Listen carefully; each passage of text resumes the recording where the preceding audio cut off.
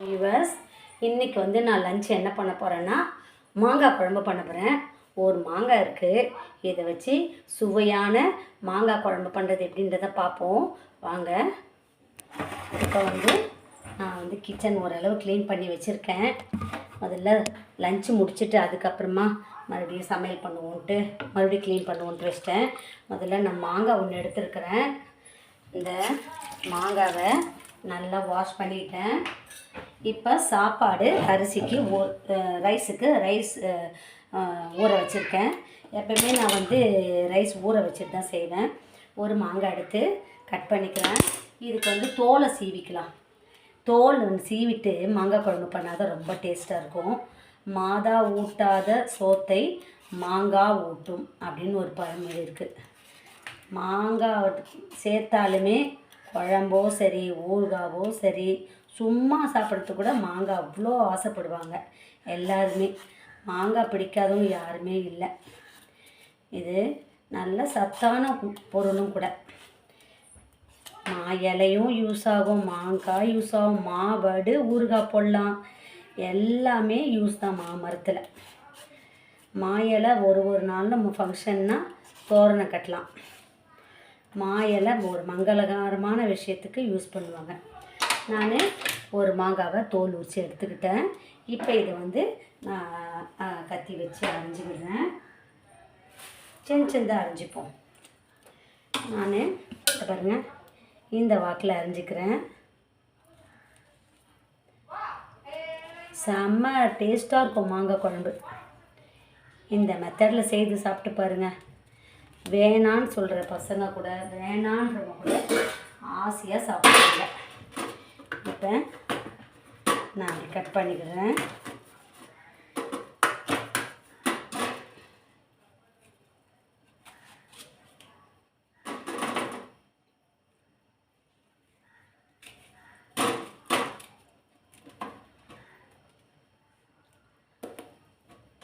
இப்போ எல்லாம் சின்ன சின்ன பீஸாக வந்துடுச்சு பாருங்கள். நான் கட் பண்ணி எடுத்துக்கிறேன். அவ்வளோ டேஸ்ட்டாக இருக்கும் மாங்காய் குழம்பு. இப்போ இதுக்கு என்னென்ன தேவையான பொருட்கள்ன்றதை சொல்கிறேன்.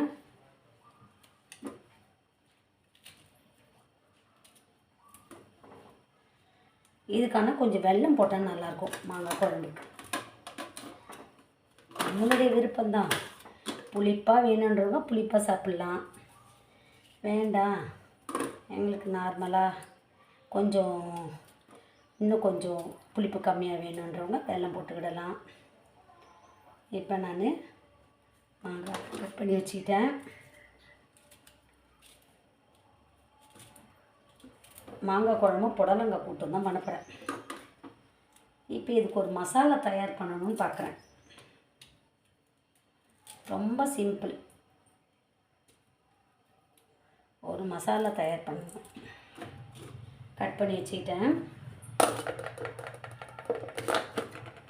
இப்போ இதுக்கு ஒரு மசாலா தயார் பண்ணலாம். ஒரு கடாய் அடுப்பில் வச்சுருக்கேன். ஸ்டவ் ஆன் பண்ணிக்கிடலாம். நம்ம எப்போவுமே ஒரே மாதிரி சாப்பாடு செய்தால் நல்லதே இருக்காது. கொஞ்சம் வித்தியாசமாக குழம்புங்க செய்து கொடுக்கும்போது நமக்கே ஒரு ஹாப்பியாக சாப்பிட்லாம். இன்றைக்கி வந்து இந்த குழம்பு வச்சுருக்காங்க, நம்ம வித்தியாசமாக சாப்பிட்லான்ட்டு ஒரு வித்தியாசமான ருசியில் நம்ம செய்து சாப்பிட்லாம். இப்போ கடாய் சூடாகிறதுக்குள்ளே நான் வந்து ஒரு வெங்காயத்தை கட் பண்ணிக்கிடுறேன். ஒரு 4 வெங்காயம் போட்டுக்கிடலாம். சாம்பார் வெங்காயம் யூஸ் பண்ண உடம்புக்கு அவ்வளோ நல்லது. பெரிய வெங்காயத்தை விட சாம்பார் வெங்காயம் ரொம்ப உடம்புக்கு நல்லது. ஃபுல் அண்ட் ஃபுல் சாம்பார் வெங்காயம் யூஸ் பண்ணி பாருங்கள். உங்களுக்கே உங்களுடைய உடம்புல மாற்றம் தெரியும். நல்லா ஹெல்த்தியாக நீங்கள் ஃபீல் பண்ணுவீங்க. முடி நல்லா வளரும் சாம்பார் வெங்காயம் சாப்பிட்டா. இந்த பைல்ஸ் எல்லாம் இருக்கும் பார்த்திங்களா, ஒரு சிலருக்கு பைல்ஸ் எல்லாம் இருக்கும். அவங்களுக்கெல்லாம் கூட நம்ம அடிக்கடி ரொம்ப சாம்பார் வெங்காயம் யூஸ் பண்ணுறவங்களுக்கெல்லாம் பைல்ஸ் கூட குறைஞ்சிரும். அந்த மாதிரி பவர் உள்ளது சாம்பார் வெங்காயம். அதனால் சாம்பார் வெங்காயத்தை அரைச்சி குழம்புக்கு யூஸ் பண்ணி சாப்பிட்டு பாருங்கள், ரொம்ப நல்லாயிருக்கும். நான் வந்து ஒரு 2 பூண்டு எடுத்துக்கிறேன். சும்மா அந்த அந்த கடாய் சூடாகிறதுக்குள்ளே 2 பூண்டு பல் எடுத்துக்கிறேன். ஒரு 2 பூண்டு பல். இப்போ நம்ம மசாலா தயார் பண்ண போகிறோம். வேறு ஒன்றும் இல்லை. இதுக்கு புளிலாம் தேவையே இல்லை. புளி போடுறவங்க போட்டுக்கிறாங்க.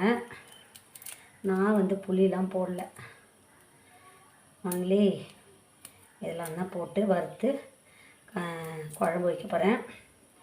ஒரு சாம்பார் வெங்காயம் கட் பண்ணி எடுத்துக்கிட்டேன். அதனால பெரிய வெங்காயமும் தாளிக்கிறதுக்கு சாதா வெங்காயம் எடுத்துக்கலாம் போதும். கொஞ்சமாக தேங்காய் எடுத்துக்கணும். தேங்காயெலாம் போட்டு பண்ணால் இதுவும் நல்லா தான் இருக்கும். நான் வந்து துருவி வச்ச தேங்காய் கொஞ்சம் வச்சுருக்கேன், அதை எடுத்துக்கிறேன். இப்போ கடாய் சூடாயிடுச்சு. அரிசி முதல்ல போட்டுக்கிறேன். பாருங்களேன், சிம்மில் வச்சுப்போம் கடாயை. அரிசி, கொஞ்சமாக கொத்தமல்லி விதை, அதாவது தனியா, ஒரு 4-5 வரமிளகாய், சீரகம், சோம்பு, எல்லாம் கம்மி கம்மியாக தான், மிளகு, வெந்தயம். வெந்தயம்லாம் ரொம்ப யூஸ் பண்ணக்கூடாது. இப்போ எல்லாத்தையும் நான் போட்டு வறுத்து எடுத்துக்கிறேன். சிம்மில் வச்சு தான் நான் ஃப்ரை பண்ணுறேன். நான் ஒரு மாங்காய் தானே எடுத்துருக்கிறேன், அதனால் ரொம்ப மசாலா போடக்கூடாது. இதை நல்லா வறுத்து எடுத்துக்கலாம். இதை இப்போ மிக்ஸி ஜாரில் போட்டு அரைக்கணும். நல்லா இருக்கும். சிம்மில் வச்சு தான் வறுக்கிறேன். வாசனை வந்துச்சு, வறுத்த வாசனை. தீய விடக்கூடாது, நல்லா குழம்பு தீஞ்ச வாசனை வரும். இப்போ இதிலே நான் வெங்காயத்தையே இதை தனியாக எடுத்து வச்சுப்போம். எல்லாம் ஒன்றா போட்டால் சுவை மாறிடும். அதனால் தனியாக எடுத்து வச்சுப்போம். இது வறுத்ததை இப்போ வறுபட்டுச்சு. இதை வந்து நான் தனியாக எடுத்துக்கிறேன்.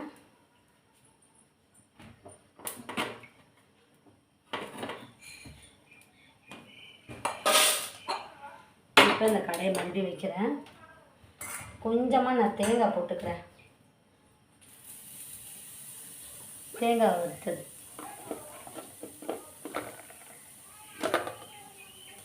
பூண்டு, சாம்பார் வெங்காயம் இதெல்லாம் ஒன்றா போட்டு ஃப்ரை பண்ணிடுறேன்.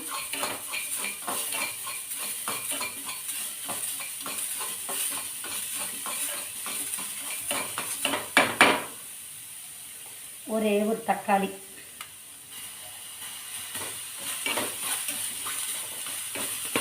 தேங்காய் ஃப்ரை பண்ணும்போது அதிலே எண்ணெய் இருக்குது பார்த்தீங்களா, அதெல்லாம் வந்துடும்.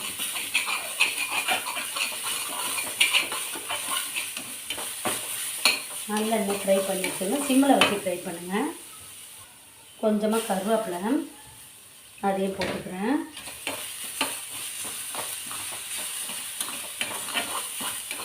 இது கொஞ்சம் நல்லா வதங்கட்டும். தக்காளி வதங்கின பிறகு தண்ணி விடும் பார்த்தீங்களா, அந்த தண்ணியிலேயே எல்லாம் வதங்கிடணும் நல்லா.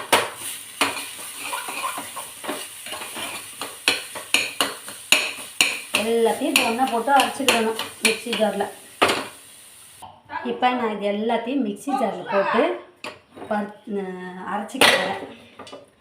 எல்லாத்தையும்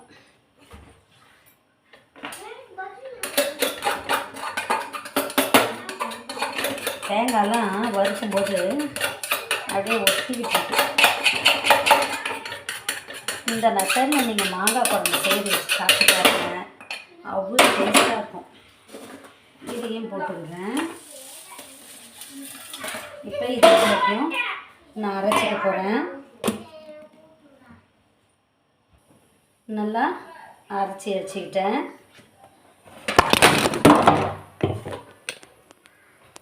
நல்லா அரைச்சி வச்சுட்டேன். இப்போ ஒரு கடாய் அடுப்பில் வச்சுருக்கேன். எண்ணெய் சூடாகட்டும்.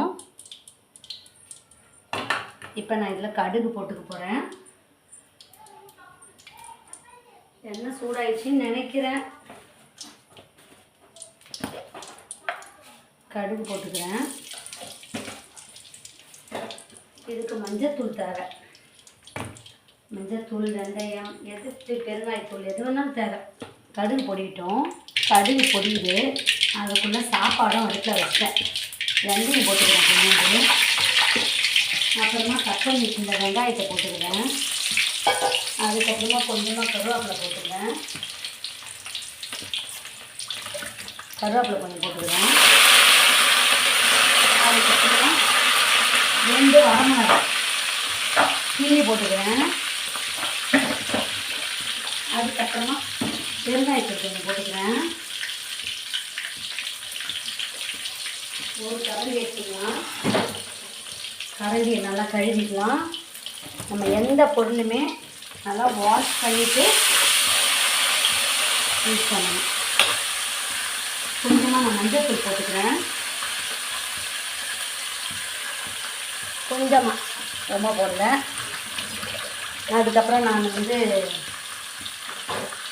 அரைச்ச மசாலாவை போட்டுக்கிறேன்.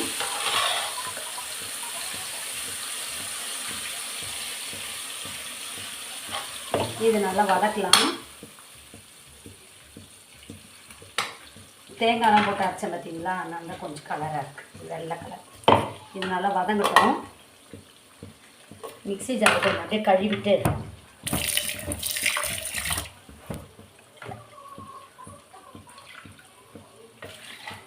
அப்புறமா அந்த தண்ணி ஊற்றலாம். ஒயிட் ரைஸ் ஆகுது, அதை மூடி வச்சிடலாம். குக்கர் போட்டு மூடி. மாங்காய் குழம்பு தயாராகுது. இப்போ இது கொஞ்சம் தயாராகிறதுக்குள்ள நான் புடலங்காய் வச்சுருக்கேன். ஒரு 2 புடலங்காய். அதை அப்படியே கூட்டு பண்ணிடலான்னு பார்க்குறேன்.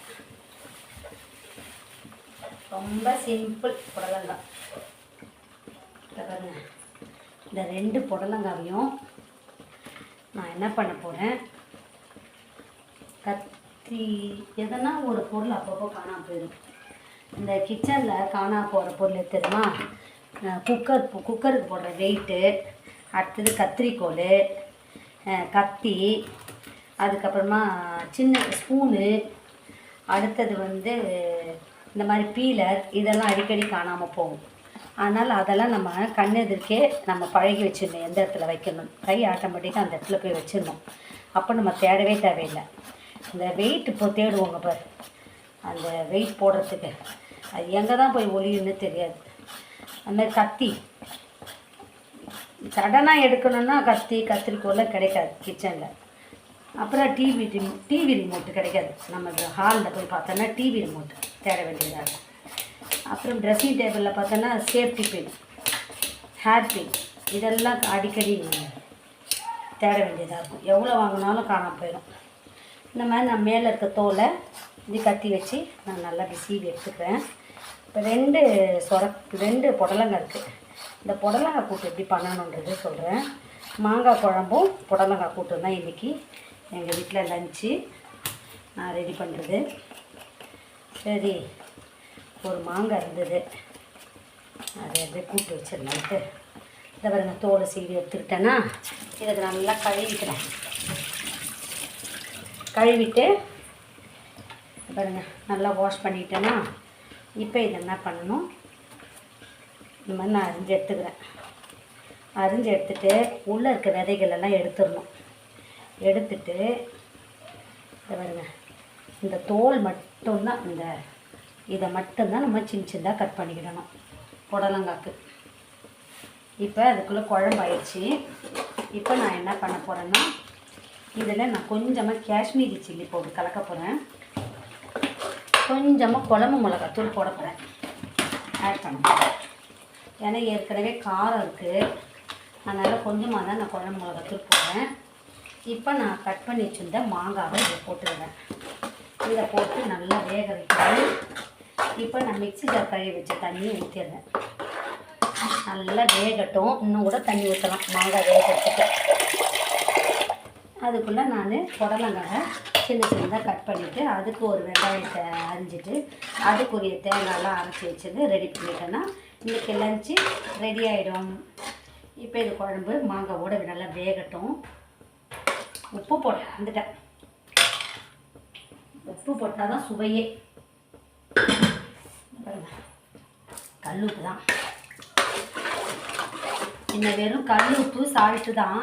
ஃபஸ்ட்டு வந்தது கல் உப்பு தான். அதுக்கப்புறமா அதை அம்மியில் வச்சு நுணுக்கி தருவாங்க வீட்டில். அதுக்கப்புறமா சால்ட் வர ஆரம்பிச்சிது.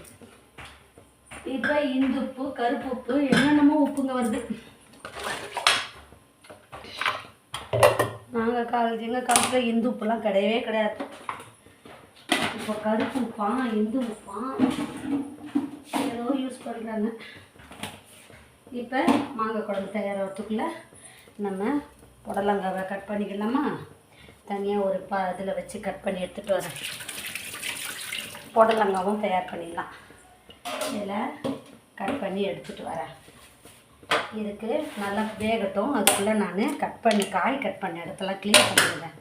அதுக்கப்புறம் காய் கட் பண்ணதோடு போட்டு வெயிட்டும், குக்கரோட வெயிட் அடிக்கடி குப்பையில் போட்டுருவோம் மறந்து. காய்கறி கட் பண்ணுறதுலாம் போடும்போது அதுவும் கூடவே போயிடுது. குக்கர் வெயிட் அடிக்கடி தொலையுது. இப்போ இந்த குழம்பு ஆகட்டும், மாங்காய் குழம்பு.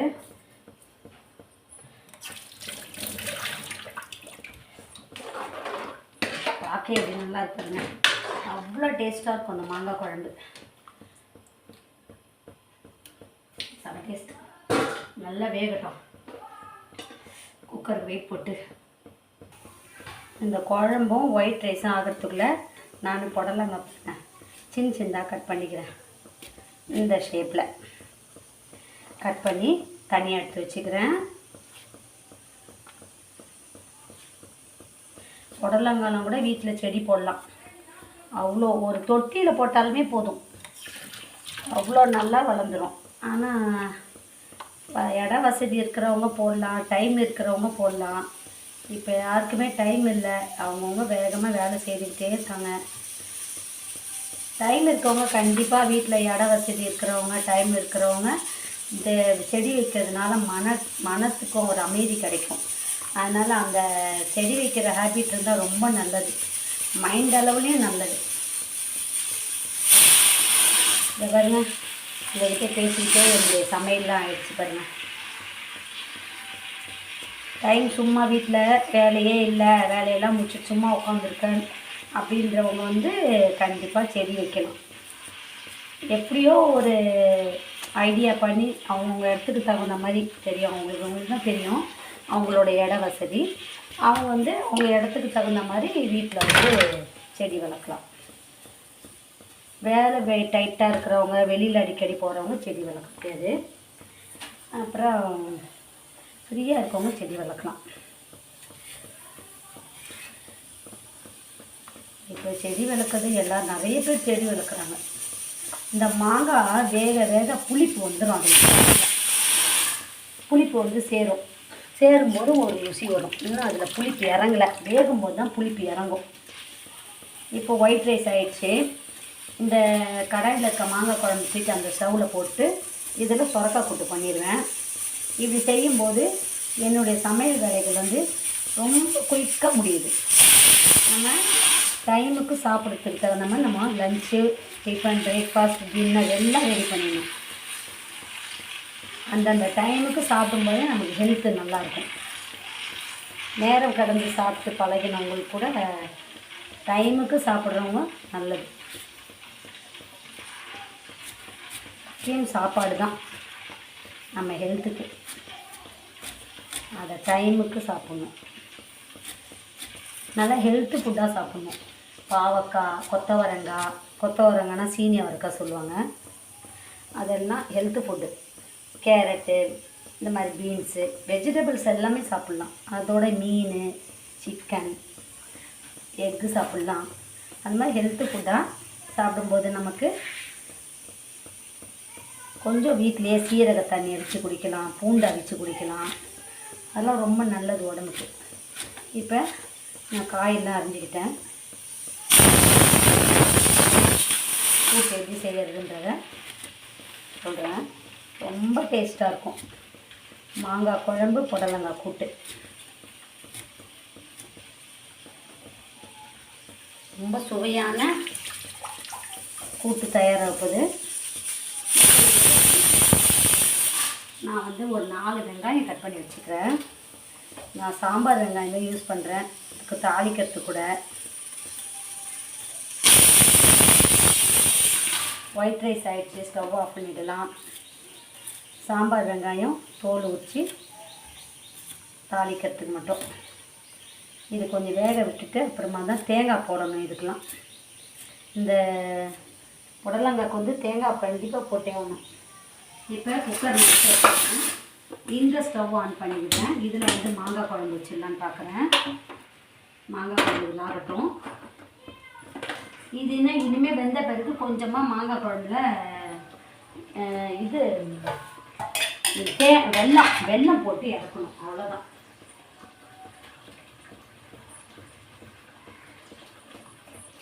புடலங்காய் கூட்டு பண்ணுறதுக்கு ஒரு சட்டி மண் சட்டி அடுப்பில் வச்சுருக்கேன். இந்த புடலங்காய் கூட்டுக்கு நான் வந்து தேங்காய் ரெடி பண்ணிக்க போகிறேன்.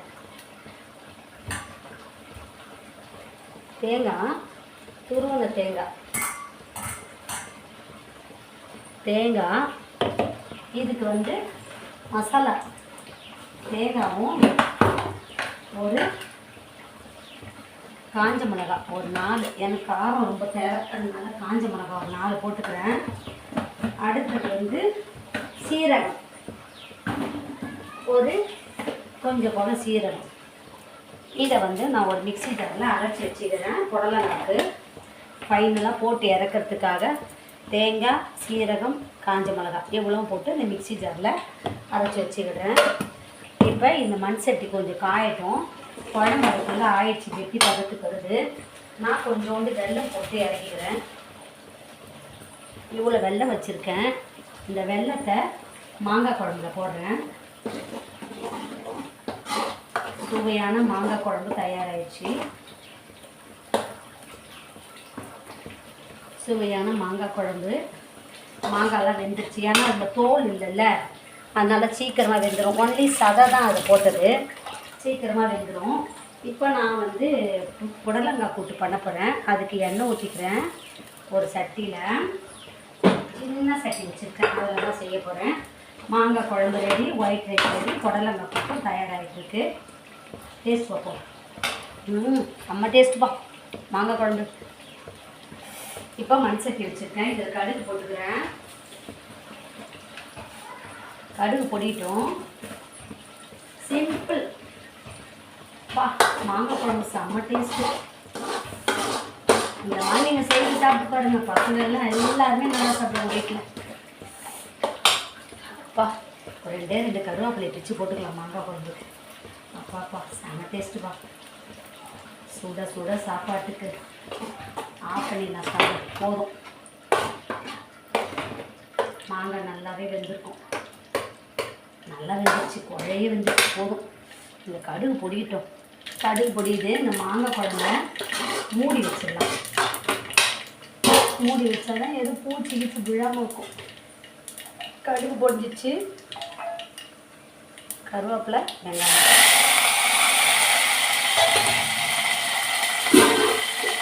இப்போ இதை சாமிக்கு வச்சுக்கிடலாம். வெங்காயம் கொஞ்சம் வதங்கட்டும்.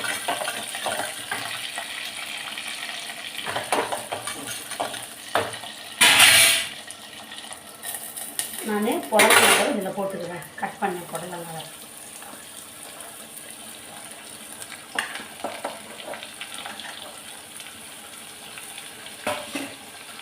கொஞ்சமாக கல் உப்பு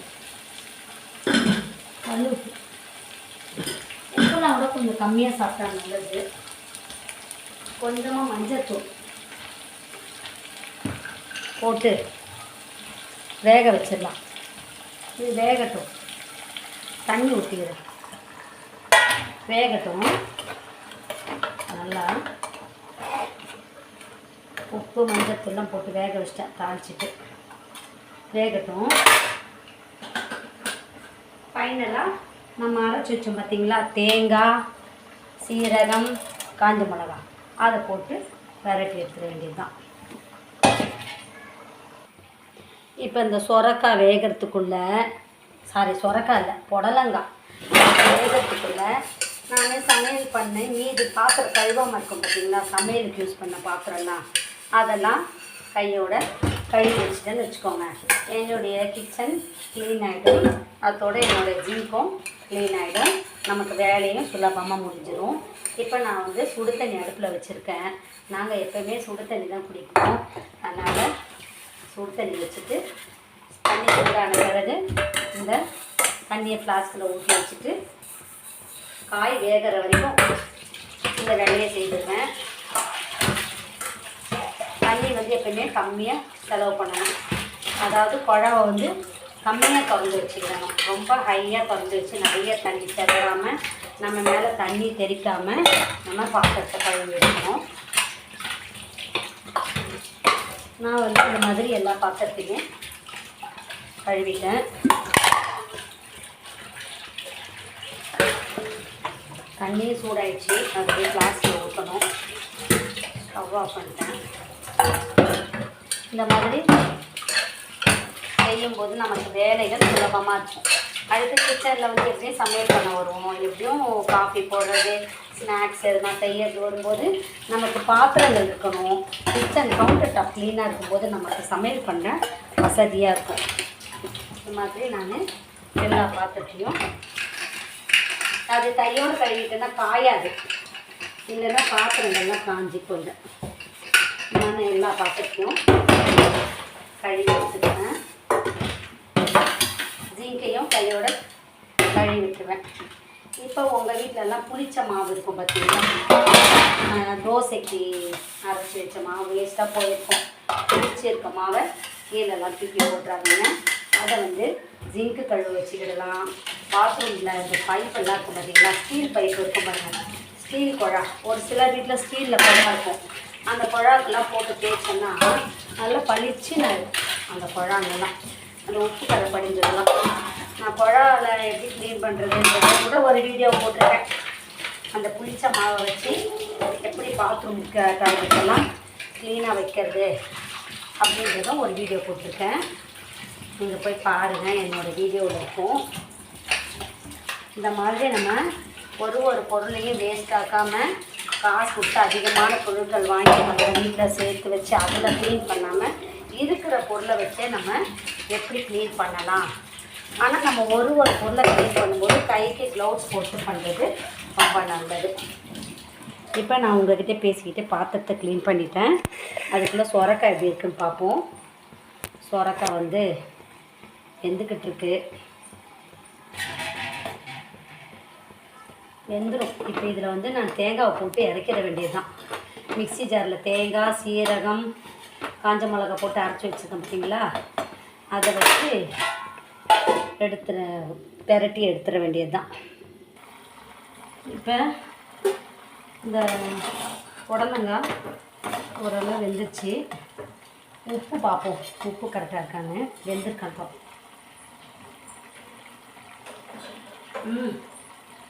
இன்னும் கொஞ்சம் வேகணும், இன்னும் கொஞ்சம் உப்பு தேவை. வெந்ததுனா தான் கரெக்டாக இருக்கும். இன்னும் கொஞ்சம் வேகணும். லைட்டாக உப்பு போட்டுக்கலாம், சால்ட் போட்டுக்கிட்டேன். வேகணும், வேகம் பண்ணால் நல்லா இருக்காது. மறுபடியும் மூடி வைப்போம். மூடி வச்சு வேக வைக்கலாம்.